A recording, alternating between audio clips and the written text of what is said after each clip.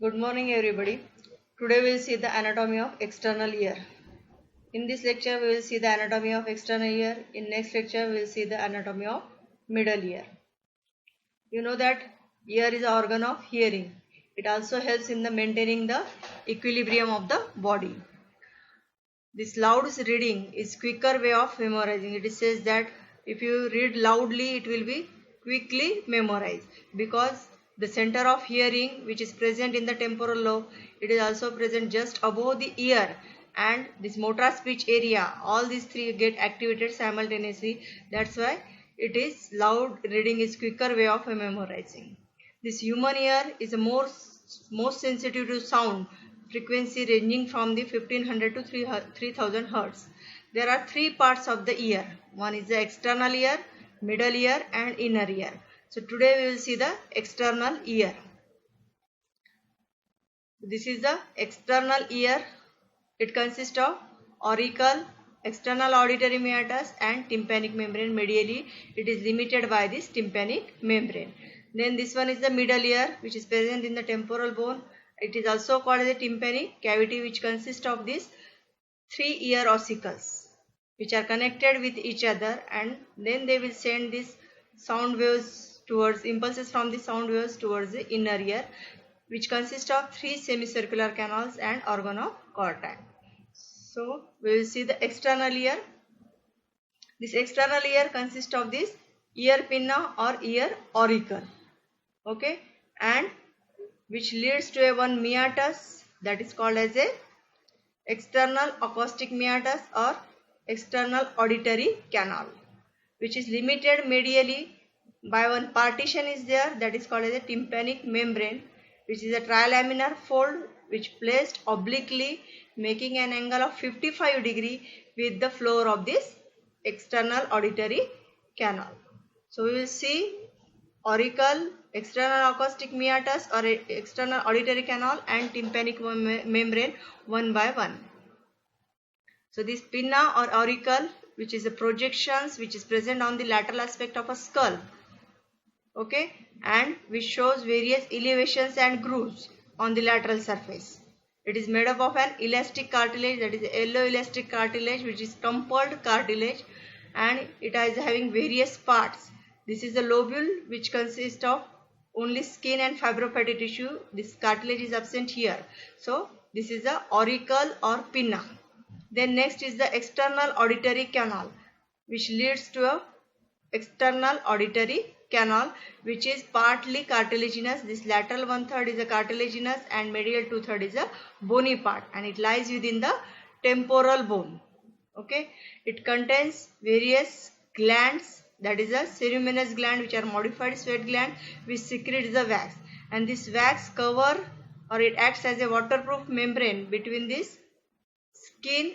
If water comes inside this ear, it will prevent the maceration of the skin of the external auditory canal.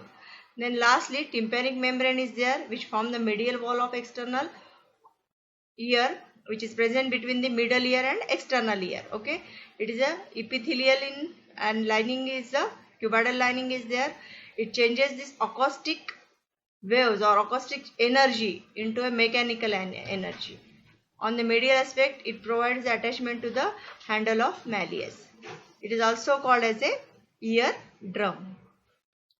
So now we will see about the auricle. What is auricle? It is present on the side of a head. It is single crumpled plate of elastic cartilage. It is lined on both sides by the skin. It is having two surfaces, medial and lateral, or cranial and lateral surface. Then medial surface is convex, lateral surface is concave with folds and hollows. It is having various muscles that are called intrinsic muscles and extrinsic muscles. Intrinsic muscles that are well developed in animals and that changes the shape of auricle.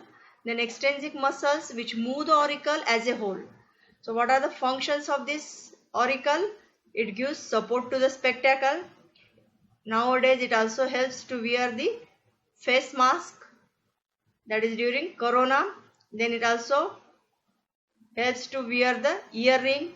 It collects the sound waves and transmits it towards this external auditory canal. So this is the structure of auricle. It consists of lateral surface of auricle. It shows various elevations and depressions. So one elevation is there. It is nothing but a elastic cartilage, single piece elastic cartilage, yellow elastic cartilage is there. So it is showing this elevated area, that is called a helix. It goes upward and comes downward as a crus of helix. This one is the crus of helix. Another elevations just medial to this helix, you can see that is the anti-helix.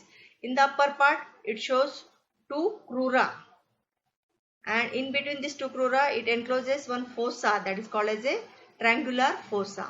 The space between this helix and anti-helix, that is called as a scaphoid fossa. You can see just in the upper part of this helix, there is a one tubercle, you can see that is a Darwin's tubercle.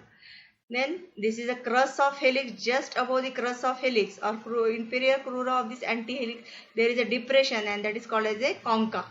This one is a concha, and this is nothing but a related to, topographically it is related to the suprameatal triangle.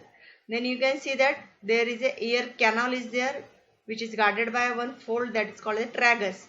Just opposite to tragus, you can see that this is an antitragus. In between tragus and antitragus, one notch is there, that is called an intertragic notch. And this is the lobule, which is divided of this cartilage. Okay. So these are the parts of ear, pinna. This pinna is having skin which is thin, closely adherent to the perichondrium. It also having fine hairs and sebaceous gland. Then cartilage is a yellow elastic cartilage is there, and it is absent in the lobule as well as tragus, that is incisura terminalis. Okay, pinna is connected to the temporal bone by two ligaments, that is anterior and posterior ligament. It is connected to the skull or temporal bone. Then it is having various muscles, that are 3 extrinsic muscles and 6 intrinsic muscles. These intrinsic muscles that are arising from the epicranial aponeurosis and inserted into the pinna. So these are the muscles of auricle, extrinsic, which move the auricle as a whole, that is auricularis superior, auricularis posterior and auricularis anterior.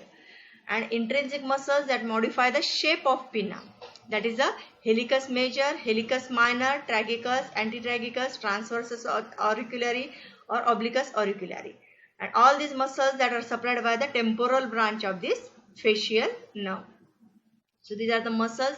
These are the extrinsic superior, anterior and posterior auricular muscles, and these are the intrinsic muscle tragus, then helicus major, helicus minor, and this one is the antitragus muscle, this is the transversus auriculari muscle, and this one is the auricularis oblique muscle.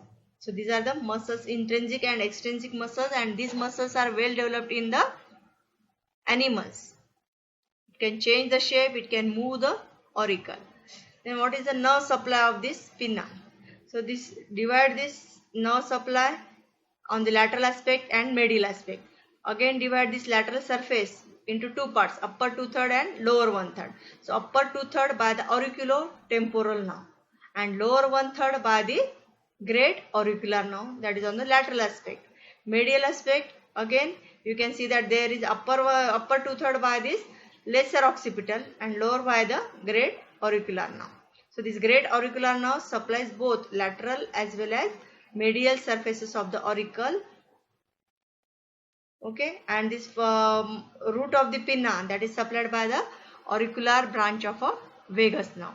Muscles, that is the motor supply of the auricle, all these muscles are supplied by the facial nerve. Then what is the blood supply? So blood supply of the pinna, that is the posterior auricular branch of a external carotid artery. This is a lateral aspect. You can see that this is a posterior auricular branch. This is the, if you see from the posteriorly, this is a posterior auricular branch which supplies this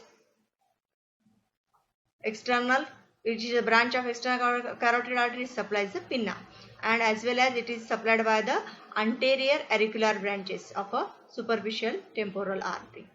Then few branches from the occipital artery also supplies this ear pinna. The blood drains into superficial temporal vein and external jugular vein. the lymphatics goes to the parotid group of lymph node, masted group of lymph node, and upper group of deep cervical lymph node. So this is the venous drainage and lymphatic drainage of this pinna or auricle. So in short, arterial supply, posterior auricular artery and superficial temporal artery, lymphatic drainage preauricular, then postauricular and upper deep cervical group of lymph node. Then nerve supply. Nerve supply again, it is sensory nerve supply and motor nerve supply. Again sensory nerve supply divide this medial surface, lateral surface. Medial surface again upper 2/3 and lower 1/3 by lesser occipital nerve and great auricular nerve. Lateral surface auriculotemporal and great auricular nerve. Root, it is supplied by a auricular branch of a vagus nerve. Then motor supply by the facial nerve. So this is about the first part of the external ear, that is the pinna. Next part is the external auditory canal, which is a S-shaped structure. These curves of the ears are directed just like outer part is directed medially forward and upward. Middle part is directed medially backward and upward. Inner part is directed medially forward and downward. It is about 24 millimeter long. It is having outer cartilaginous part, that is outer 1/3. Out of that, that is a 8 millimeter is a cartilaginous, and medial 2/3, that is a 16 millimeter is a bony part. Then this anterior wall of a external auditory canal and the floor that are longer than that of the roof and the posterior wall of the auditory canal. It is oval in cross section. So this bony part, which is the medial 2/3 part, which is narrower than the cartilaginous part. This bony part, it is made up of a tympanic plate of a temporal bone. Okay, this tympanic plate of a temporal bone, it is C-shaped structure, and you can see that posterior superior part of this plate is deficient and formed by a part of a squamous temporal bone. The narrowest part of this external auditory canal or external acoustic meatus is the isthmus, that is the narrowest point, that is 5 millimeter from the tympanic membrane. So this is a tympanic membrane. Okay, then this shows this extensions, external auditory canal, that is anterior races. This anterior wall goes forward to the tympanic membrane because the tympanic membrane lies obliquely and it will forming the blind pouch, and that is called as the anterior races. Then tympanic sulcus on the medial end of a bony canal, you can see that one sulcus is there, that is called a tympanic sulcus, which is marked by the groove and which will provide the attachment to the annulus of the tympanic membrane. Then thin skin, it is firmly adherent to the periosteum. So this is about the bony part, that is the medial 2/3 part of a external auditory canal. Then lateral 1/3, that is 8 millimeter, that is the cartilaginous part. It is also C-shaped in section. The gap of C, that is filled with the fibrous tissue. The lining skin is adherent to the perichondrium.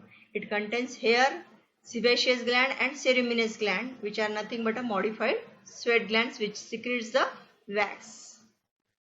Then next is what is the blood supply of external auditory canal.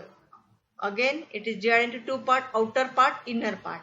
Outer part, it is supplied by the superficial temporal artery and posterior auricular artery. Inner part by the deep auricular branch of a maxillary artery.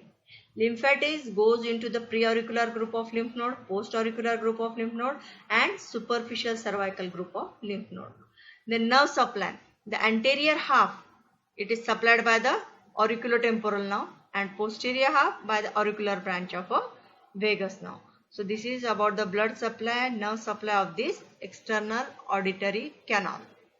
Then next is the medial most part, which is a tympanic membrane, that is a trilaminar membrane which is present between the tympanic cavity or middle ear and the external ear. So it is a translucent partition between the external acoustic meatus and the middle ear. Okay, it is placed obliquely. It is making an angle of 55 degree with the floor of this external auditory meatus. It is pearly white in color. It is oval in shape. It is about 9 to 10 millimeter in diameter. It faces downward, forward and laterally. It is having two surfaces, outer surface and inner surface. This outer surface of tympanic membrane lined by a thin skin, and inner surface is convex and provide the attachment of handle of malleus. Then the circumference is thickened to form a tympanic annulus, which fits into the groove of a tympanic sulcus. Tympanic sulcus is deficient superiorly. Okay, annulus becomes fibrous band which runs medially as anterior and posterior malleolar fold towards the handle of malleus, lateral process and handle of malleus, and it divides this tympanic membrane into two parts. The part above this malleolar fold, that is the pars flaccida, and below the malleolar fold is the pars tensa. So see that this is a peripheral part is thicker, rounded, except in the upper part.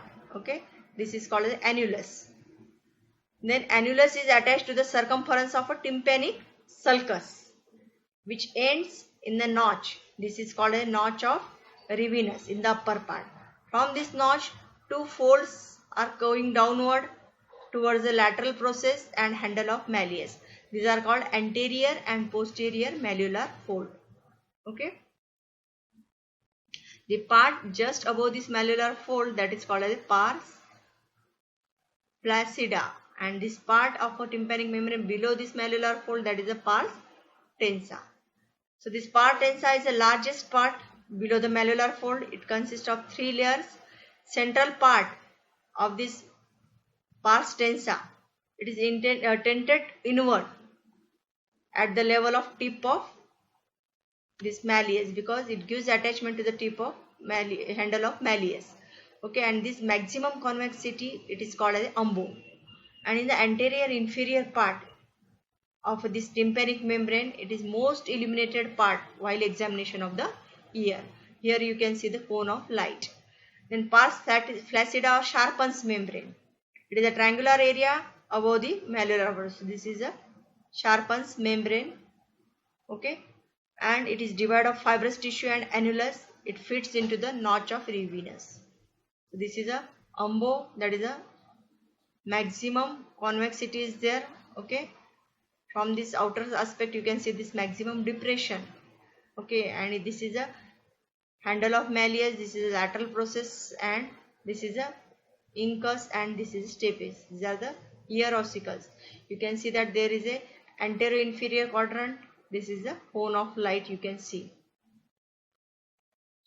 So this is again same diagram is there. You can see that pars flaccida, then anterior malleolar fold, posterior malleolar fold, handle of malleus. Then you can see that this is a cone of light. This is a umbo, maximum cone. This is a pars tensa. Okay, so this is a, you can see the structures on the lateral aspect when you examine the ear. Then on the medial side, that is from the middle ear, you can see that this is one nerve is there which enters into this canal, that is a posterior canaliculus is there. One small foramina is there, that is a posterior canaliculus.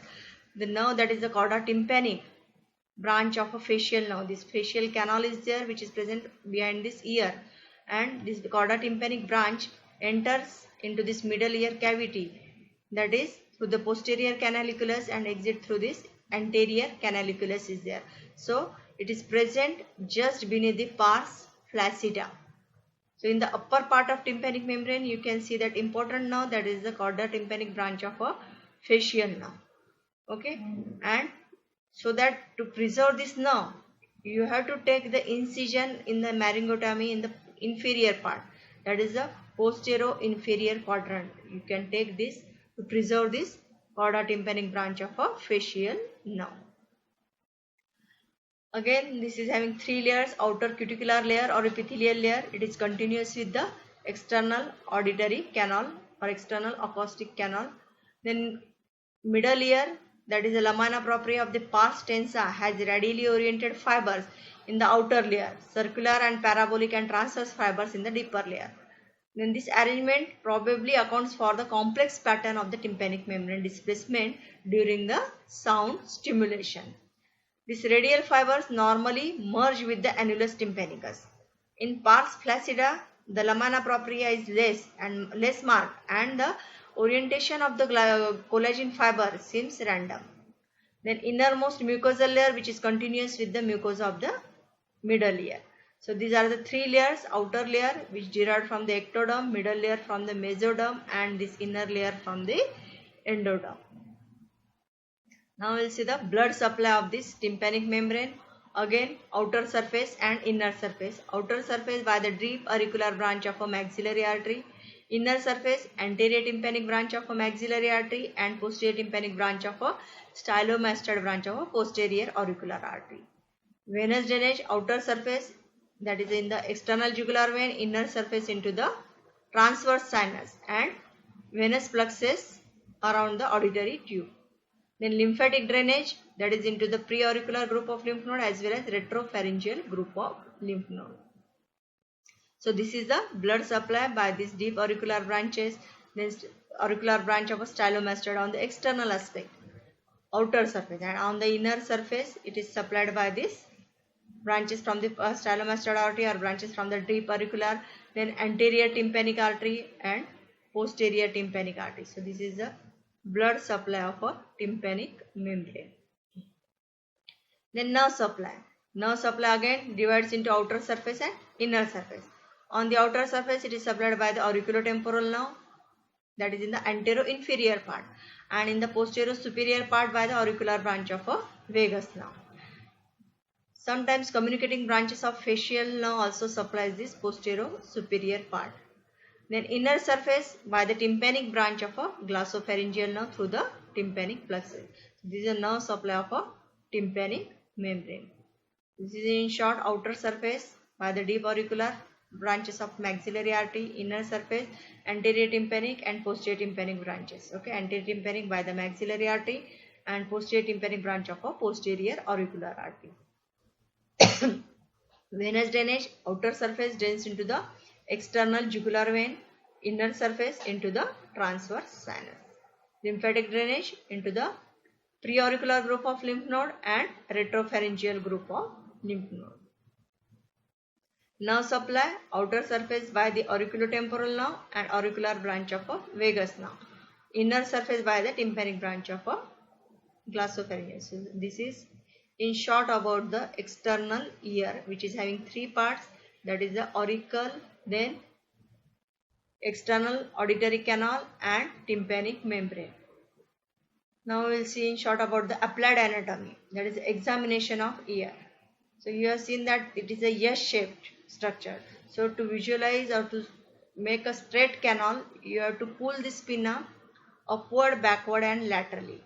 So this S curve will become straight. Okay, and you can visualize whole of the auditory canal, external auditory canal as well as tympanic membrane. But in children, you have to pull this pinna downward and laterally, because this cartilaginous part only develop and bony part is not developed in this in the children, as well as this tympanic membrane, that is placed horizontally and facing downward. So you have to pull it backward and laterally. Okay, so this is the examination of ear, that is you have to pull this direction of a pulling of ear pinna to make external auditory canal straight. Then boils, infection of these glands, which will produces boils which are very painful because the skin is tightly adherent to the underlying bones or cartilage.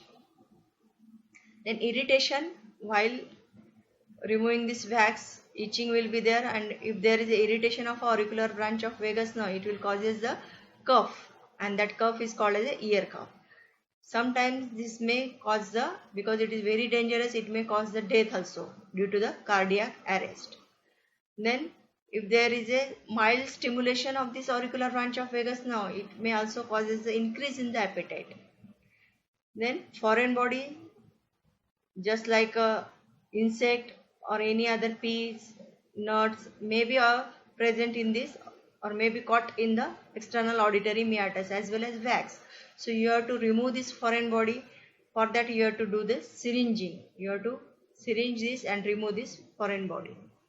Then this herpes zoster infection, which is the infection of a geniculate ganglion of a facial nerve, it may go to the ear through this communicating branch of a vagus nerve.